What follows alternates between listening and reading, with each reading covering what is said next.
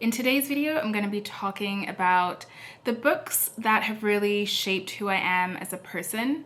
I wouldn't necessarily say these are my favorite books, but they're books that I've read that have changed my life in some way. I've been feeling a little bit uninspired lately. Usually I try and do a list of books that I plan to read for next month, but I feel like next month I have a lot going on. I have some time off, which I'm really excited about, and I'm just not too sure what the month is going to have in store. So while I do have a little bit of a list of books that I want to get through, I was worried if I made a list it was going to be a little bit unrealistic, or I was going to end up changing a lot of the books on the list.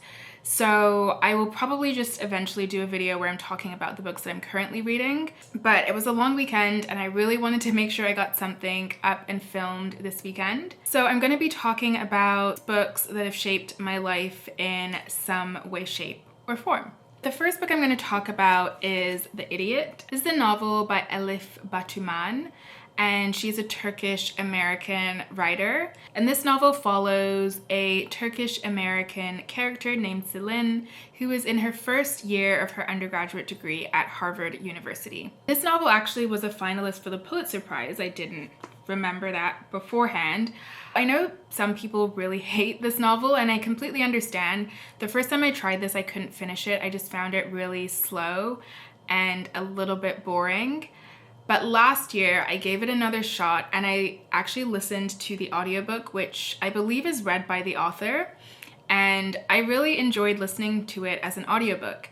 It still is a bit slow, but for me I enjoyed it because it's a novel that's unlike anything I've ever read. I would also say the main character reminded me a little bit of myself, and I haven't really seen a character like that before. And so it was interesting to see how someone who's a little bit passive, also quite inquisitive, and also very open-minded, how someone like that navigates a very intellectual space, who is just like so thirsty for knowledge and believes that going to an institution like this, she'll have all the answers to life's biggest questions. And then you see her get to the school and just realize that no one really knows actually what they're doing, and they don't have the answers to the questions.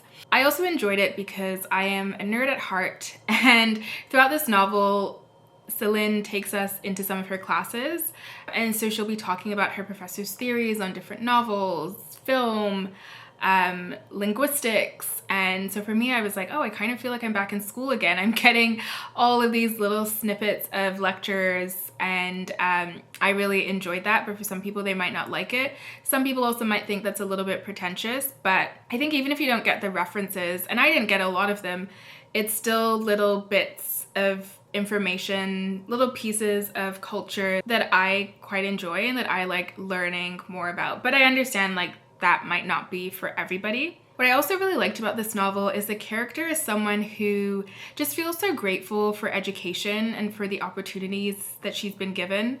I would say she also feels a sense of responsibility.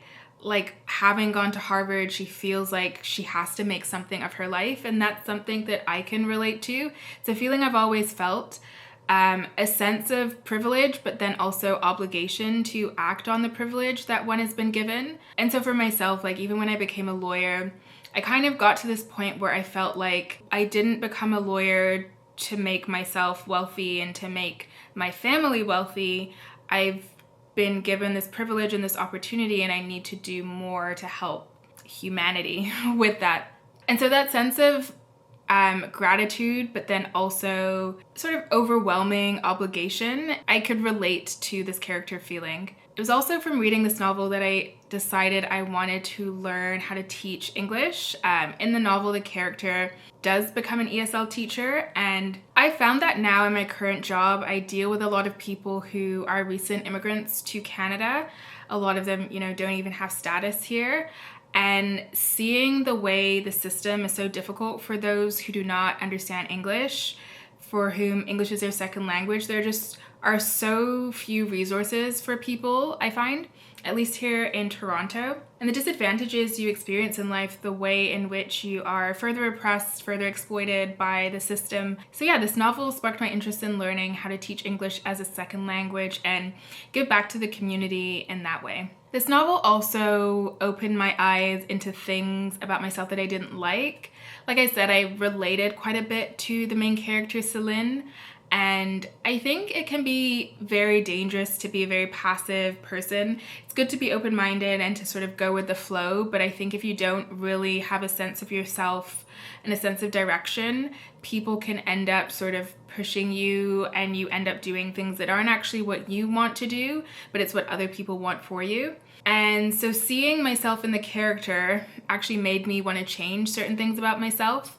For example, the love interest that Celine has, I totally understood the whole experience that she was going through, and I could see definitely in the past I had been in situations like that, and it made me so much more serious about implementing boundaries and not allowing myself to get into relationships that only serve the other person and don't serve me. There also was a passage where Celine was talking about the fact that she really didn't have a lot of opinions. She read a lot of things and knew a lot of information, but she didn't really have opinions on them. And I felt like I actually was that person also up until last year. And I didn't like that about myself, and so I wanted to change that. So yeah, this is a book that really sort of changed the way I go about living my life. Showed me things about myself that I think are good. I think it's good to have gratitude about life, and I think it's good to want to give back, but also seeing the parts of myself that I don't like and that I want to work on and that I want to improve on. And now looking back at this, I read this last year, I actually would say a lot of the things that I wanted to change about myself after reading this, I have put into practice. So I have read the second book in this series, which is Either Or, and I also just really enjoy the author's titles for her books. The Idiot is based off of The Idiot, which is a book by Fyodor Dostoevsky, which I want to read. Maybe I'll read it next year, I don't know. And Either Or is referencing a book by Søren Kierkegaard, who is a Christian existentialist philosopher. So just even from the titles, I knew that this author was my kind of gal. Next, I want to read The Possessed, which is by her, which also is a Dostoevsky novel title. And from my understanding, that's about her love of Russian literature. I also really liked Russian literature. I realized that when I was back in high school. The first Russian author I read was Dostoevsky. I read his book Crime and Punishment and really liked it.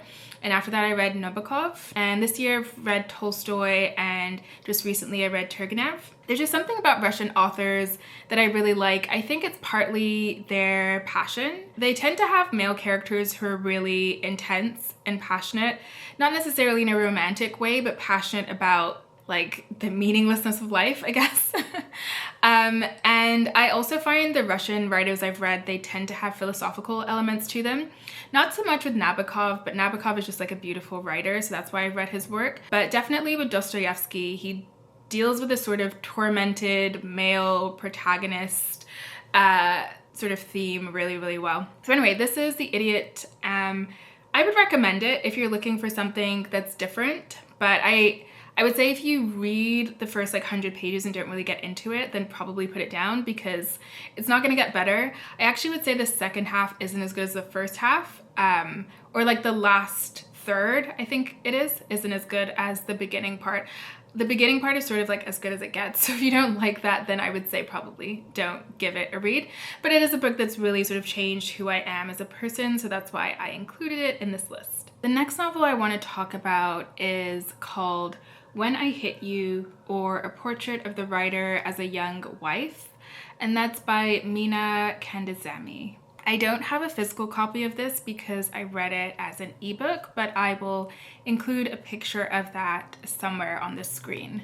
So I guess I should give a little bit of a preface before I get into this novel. And I just want to give a trigger warning. This book does deal with some very sensitive subject matter. I'm not really going to get into too many of the specifics, but just a little bit of a trigger warning for people who might find this content a little bit traumatic. So I have experienced intimate partner violence in a previous relationship, and I would say the one thing that I struggled with the most is sort of a feeling of shame, or a feeling of, I thought that I would be able to see the signs. I thought that I was smarter than this. How did this happen to me? A lot of blaming oneself, which obviously is not appropriate and is not good to do at all.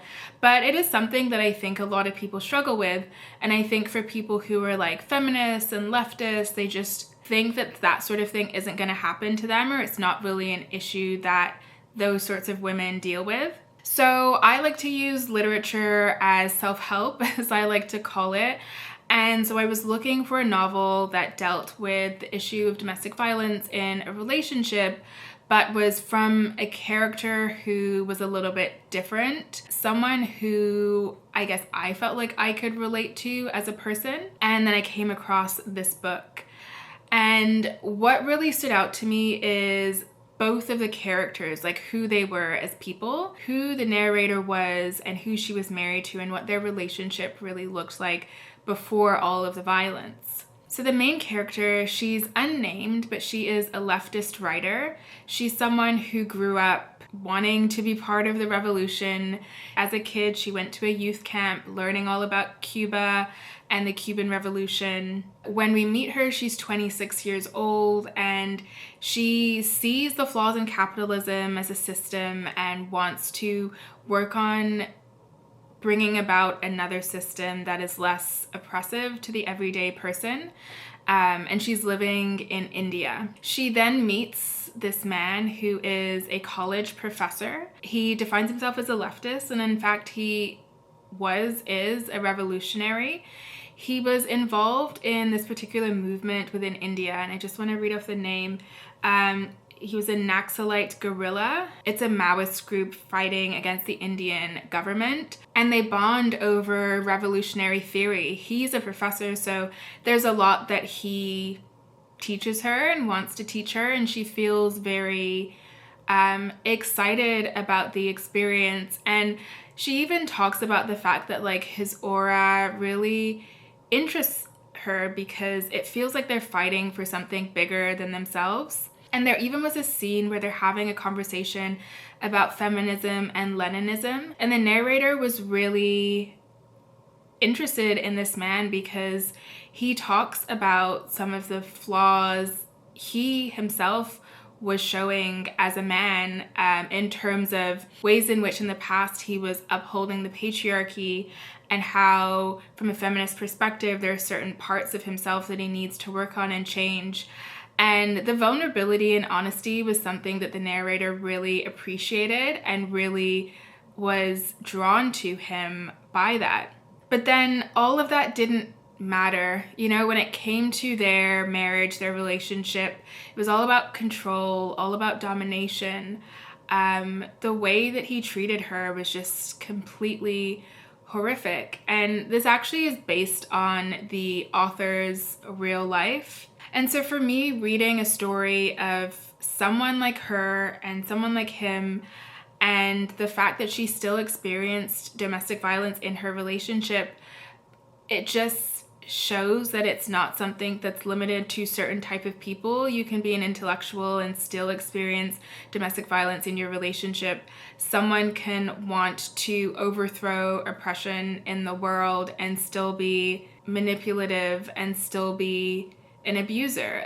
It doesn't mean that because they're trying to do good in this area that they are not a flawed human being. A very sad story, like a very difficult book to read. It's definitely not an easy read, but for me, it really spoke to me and it really made me feel, what's the word I'm looking for? It really made me feel less ashamed of my experience because other people who think like me have also experienced this sort of violence in their relationships. Obviously, so much empathy and compassion for women who are experiencing domestic violence, especially in their marriage. She talks about the particular experience of it happening within a marriage and how, you know, her family knew about it and just tried to convince her to stay. A very heartfelt novel, very well written. I don't see a lot of people talking about it, and for me, it was honestly life-changing. I do think, like now reflecting back on it, that there probably are some parts of that experience that I need to process in therapy. But if you don't have access to therapy, I think reading novels and seeing other people's experiences, whether they're similar to yours or not, can be really helpful to understanding that experience. And if you have experienced it, to understand that it's not your fault, right? Like, it's not you that caused that issue. It's not that you should have seen the signs, like a bad thing happened to you, and understanding that and being okay with that.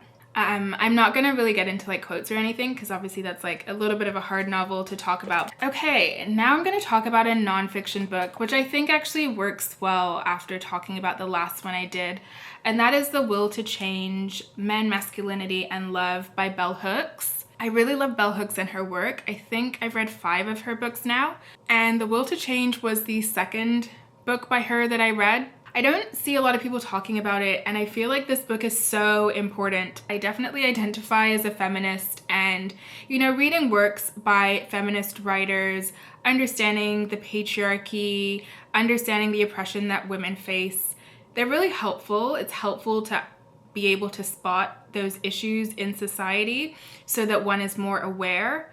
But it can be a little bit challenging because I think a lot of women who are feminists are really, really angry, as I would say is justified. But I think a lot of the time the anger ends up being let out towards men, when in reality we should be angry at patriarchy and at the system.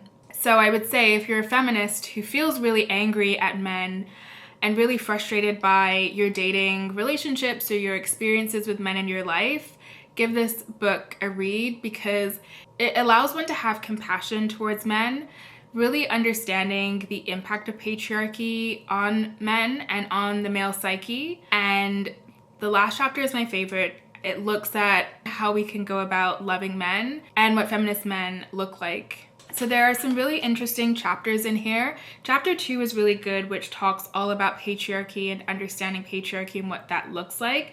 So if you're someone who's new to feminist theory, that chapter is really helpful in terms of understanding how patriarchy is a system. And then there are tons of chapters which look at the impact of patriarchy on men. So for example, chapter 5 looks at the impact of patriarchy on male sexuality. Chapter 8 looks at media masculinity, so the impact of the media and the way in which men are portrayed in the media and how that can impact their like self-esteem or their sense of self. Even chapter 3, Being a Boy, which looks at, for male children, how society puts the pressure on them to be a certain way, you know, to be tough, to not cry, and how that then ends up impacting men as they get older. The chapters towards the end are my favorite. So the beginning, I would say, really sets out, like, 1, what the system is, and then 2, the different ways the system impacts men. And then the last chapters look at what men can do to improve their self-esteem and to live a life of integrity. So chapter 9 is all about healing the male spirit, and chapter 10 is all about reclaiming male integrity. Those 2 chapters really stood out to me, and those are the ones that I have so many quotes on. So for example, this quote: "Many radical feminists have been so enraged by male domination that they cannot acknowledge the possibility of male suffering or forgive." Even this quote: "Learning to dissimulate, men learn to cover up their rage, their sense of powerlessness. Yet when men learn to create a false self as a way to maintain male domination, they have no sound basis on which to build healthy self-esteem. To always wear a mask as a way of asserting masculine presence is to always live the lie, to be perpetually deprived of an authentic sense of identity and well-being. This falseness causes males to experience intense emotional pain." And part of what Bell Hooks talks about in the book is also the fact that men who are trying to heal themselves and help themselves often go to women for help, and a lot of the time the women push back on them for being too emotional and too sensitive. And so as women, we have to have more compassion towards men and the experiences they're feeling, and they're not always gonna be tough and be like the man. They also have feelings and emotions, and we have to be willing and able to accept them for that. So in chapter 10, Reclaiming Male Integrity, there's so many quotes in here, so many good ones. But here, Bell Hooks talks about No wonder, then, that boys in patriarchal culture continue the tradition of creating a false self, of being split. That split in boys and men is often characterized by the capacity to compartmentalize. It is this division in the psyches and souls of males, fundamentally wounding, that is the breeding ground for mental illness. When males are required to wear the mask of a false self, their capacity to live fully and freely is severely diminished. They cannot experience joy, and they can never truly love. Anyone who has a false self must be dishonest.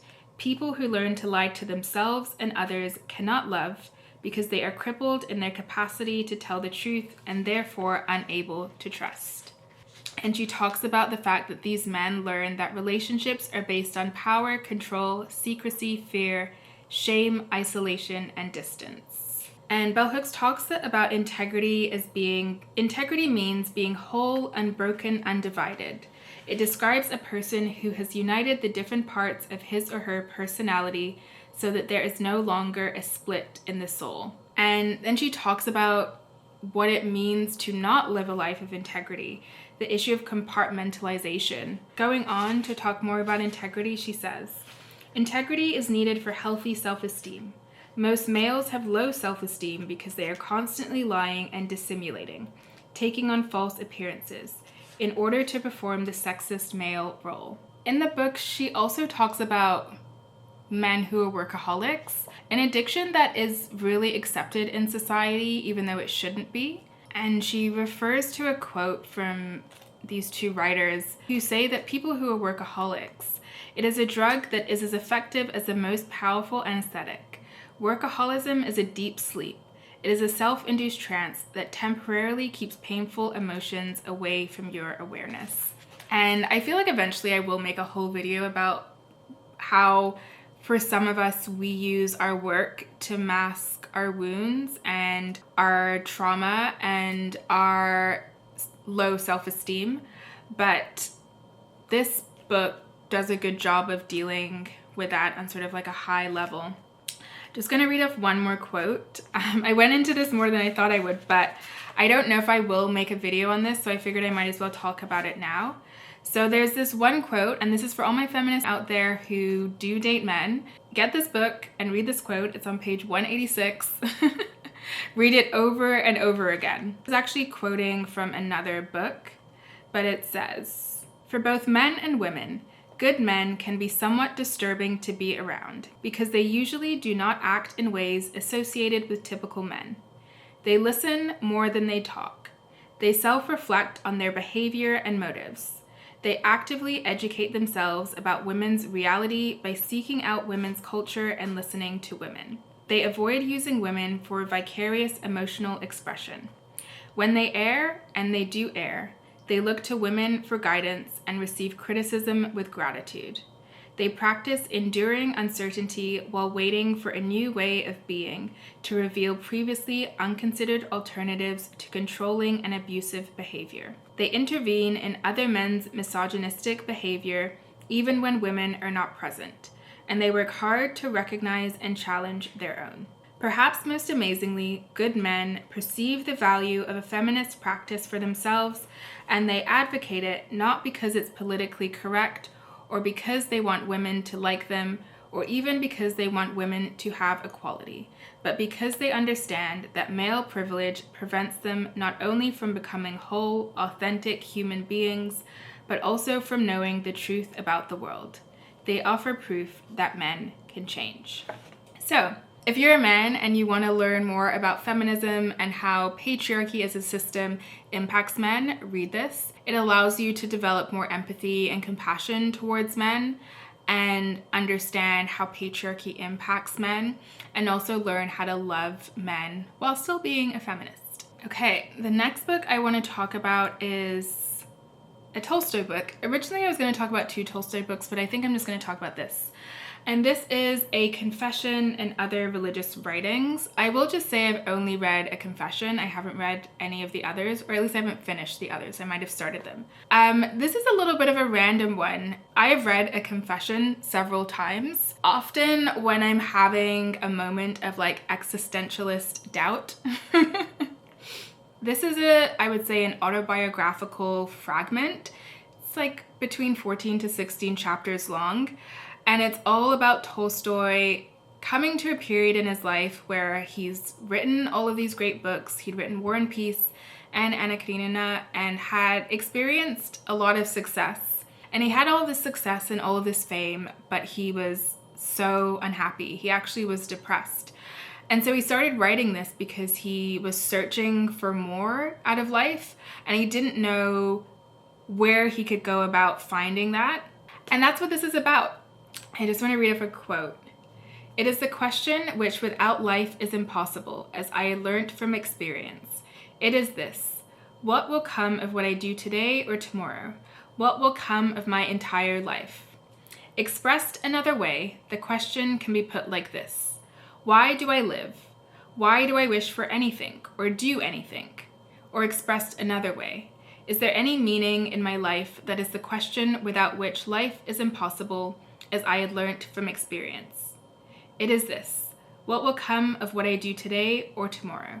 What will come of my entire life?" I've had multiple periods in my life where what I thought was going to bring me happiness didn't. And my most recent period of that was like 2 years ago when I had finished law school, passed the bar exam, was working at my dream firm, like literally the best firm I could be at. And I was so miserable. And so I picked this up again and I reread it because I just felt like there must be more to life than this.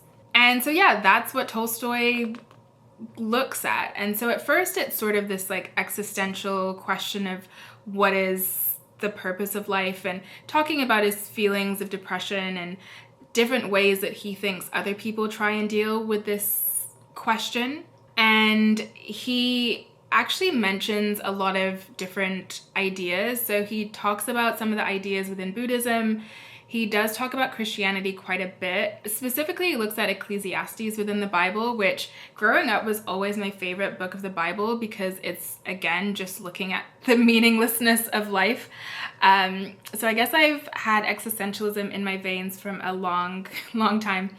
But then he also looks at philosophers. He talks about Kant and Schopenhauer. I can't remember if he talks about anyone else. I think there was a time he talks about Socrates and or Plato.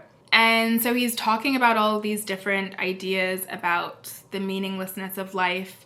And then he has this really interesting passage within the middle where he's talking all about faith. I think the issue with faith that a lot of intellectual people struggle with is that faith conflicts with reason. And then he talks about how he decides to become a Christian. And then he goes about sort of exploring the different forms of Christianity. So like Protestantism versus Catholicism versus Orthodoxy.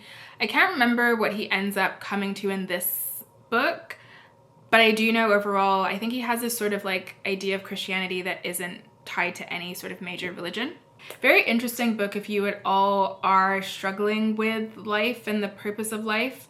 And it's funny because Tolstoy obviously writes these like really long books that are a little bit too long in my opinion, but this is actually quite concise and quite to the point, so I will say I'll give him credit for that. I would really recommend it if you at all are interested in exploring religion or just like have questions about existentialism.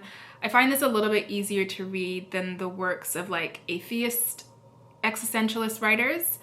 I do really want to read Søren Kierkegaard's Fear and Trembling, which is a Christian existentialist text looking all about the idea of faith, because Kierkegaard describes faith as like a leap of faith. You can't really use reason to, I guess, become a Christian or become religious. Like faith is sort of, I guess, the absence of reason.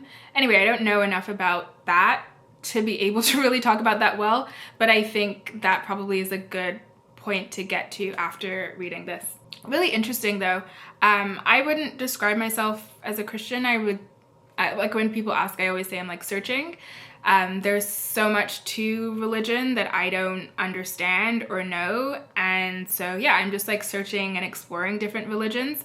But if you are interested in existentialism but want to look at it from a little bit of a different perspective than the atheist existentialists, then I would recommend this, because the first third of it really is just all about existentialism. And then he talks about faith, and then towards the end he talks about Christianity. But that's not what the whole thing is about. But yeah, really interesting. I don't know what to call this, like an essay, or it's not really an essay. It's like an autobiography, but like just about a very small period of his life. And I really enjoyed the part where he talks about how different people deal with or accept like the meaninglessness of life. And he talks about how like some people are just like not aware of the fact that life is meaningless, and then other people are aware of it, but then just choose to, I guess, pursue like a life of hedonism. And then other people are aware of it and because of it choose to end their lives. And then other people are aware of it but are too scared to end their lives, so just like go through with this like continuous gnawing inside themselves about the meaninglessness of it all, but they just like can't do anything about it. I found that really fascinating. I don't know if I completely agree with like the 4 different criteria he established, but I thought that was really fascinating. So yeah, fascinating book, that's what I would say. Okay, and the final book I'm gonna talk about is The Inferno by Dante. So I haven't talked about this book yet because I kind of feel like I can't talk about it in a lot of detail yet, because this is part of the Divine Comedy, which is 3 books by Dante. So the Divine Comedy is an epic poem written by Dante, and it is within like the Christian tradition. And what the series of books is about, first is you have the Inferno, which is Dante. He himself is a character in the book. Dante is like in his 30s and he's on this path in life and doesn't really know how he got there. Then he ends up being led by Virgil, who is an ancient Italian poet. Virgil leads him through the Inferno, which is like the underworld. And then from there they go to Purgatory, that's book 2. And Purgatory is this like really interesting concept within Catholicism. It sort of seems like a place where they believe you go if you're someone who still has like work to do on improving yourself, so you're not quite ready to go to heaven. I don't know, I don't really know a ton about Purgatory if I'm being honest, but that's the second book. And then the third book is Paradise, which is like heaven. I've always been interested in what happens to one after life and understanding what all the different religious traditions have to say about it. And again, I tend to start with Christian texts just because I grew up going to church, so it is a religion that I'm the most familiar with. Like, I understand a lot of the story, so there's less of a learning curve, I guess is the way to phrase it. So the Inferno has like the 10 different levels of hell. So I put these bookmarks here because there's some really cool diagrams. So this is one of them, and it's like the different levels of hell. Super interesting because there are some people in here that I wouldn't have thought. Like, there are some things that in this are considered to be bad things or sins, which I would have never thought of, or I guess the way society is, we wouldn't consider them to be bad. So for example, lust, which I feel like now there are so many things which are lustful, which are seen to be just like following one's passions. So I found that really interesting to learn more about. Even the section where he talks about like gluttony or hoarding, you know, these ideas of hoarding sort of wealth, or just going about and sort of living a life where you essentially have like enjoyment, but you're just sort of doing all these things for yourself and not doing things for other people, are seen to be bad things. Whereas I feel like that's so much of what our modern day society says is normal. So I found those sorts of ideas of those things being bad to be really interesting, and I would say quite fascinating. Even there's people in here like the flatterers, people who flatter in order to get things from you. That's considered to be a bad thing, which like now looking back at it, I'm like, yeah, it does make sense because they're really manipulating you. But I would never have really thought about like flattery or someone who's giving you excessive compliments just to get something from you to be, it's just not something I would have thought of. I wouldn't even really be thinking that people are doing that in order to manipulate you. I would just be like, oh, they just like giving compliments. But then after reading this, I then saw people who are just flatterers and are just doing it to get their own way. And it did open my eyes to that. even things like greed. This book opened my eyes to a lot of things. I guess a lot of things that historically were seen as being evil, which now I don't really think people look at it in that way. It's just seen as, you know, someone who's a little bit of like a go-getter or this and that. But no, these people are kind of evil. And reading this also really helped me just like see things within people that are bad. I feel like I'd always gone through life having conversations with people, like trying to see into their soul, which like I know sounds really over the top, but especially when it comes to like choosing a life partner, I think it's really easy to pretend to be a good person. And I always was trying to really understand people's intentions for doing things and the things that they were saying. And this opened my eyes to a lot of things that I think in modern day society we would consider to be okay, whereas historically from a moral perspective were seen to be bad. Also, getting to like the actual technique, epic poetry is so underrated, like so underrated as a genre. I first got into epic poetry by reading the Iliad by Homer. I read that a few years ago and it was good. It was really good, don't get me wrong. Like it was really interesting learning about all of the Greek mythology, and I will read it again relatively soon because there was a lot that went over my head when reading it. But like what's so amazing about epic poetry is you have a poem, and I actually don't like this version. I'm reading another translation because I just feel like it's more like poetic in nature. You have a poem that's like beautifully written, but then you have to read so much in the footnotes because in this epic poem, Dante is giving all of these examples of people within history who were gluttonous, who were lustful. And so like each sentence, you could spend like 30 minutes on Wikipedia looking up all of these people. So even though it's not that long, there's so much to it. And this is definitely a book that I could see myself reading over and over again. I do like history, but I don't like history that's boring. This is like learning history in a fun way because you can just read the poem for what it is and pick up the bits and pieces, like the evil things that people are doing, but then you can read it again in a more detailed way and actually learn about who all of these people were throughout history. So really, really great. I will reread this. I probably will actually reread the Inferno this year. And then my goal for 2025 is to finish the Divine Comedy. But yeah, really great book, which I don't see tons of people talking about when it comes to classics. I think most of the best classics I've read have been epic poems. I think some of the other classics are a little bit overrated, but epic poetry, particularly this, 10 out of 10.